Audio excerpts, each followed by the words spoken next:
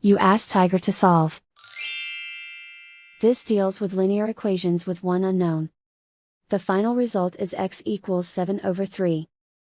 Let's solve it step by step. Simplify the expression. Expand the parentheses. Group all constants on the right side of the equation. Subtract 7 from both sides. Simplify the arithmetic.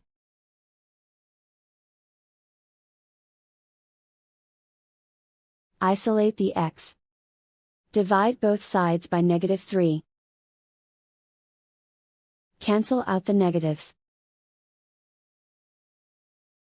Simplify the fraction. Cancel out the negatives. And so the final result is x equals 7/3.